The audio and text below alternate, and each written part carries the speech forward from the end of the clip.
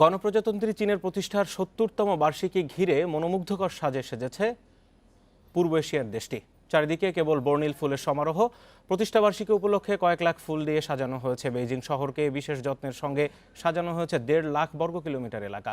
সৌন্দর্য দেখতে ভিড় করছেন দেশি বিদেশি অসংখ্য মানুষ। এদিকে প্রতিষ্ঠাবার্ষিকী ঘিরে ম্যাকাওয়ে আয়োজন করা হয়েছে চোখ ধাঁধানো আলোক উৎসবের।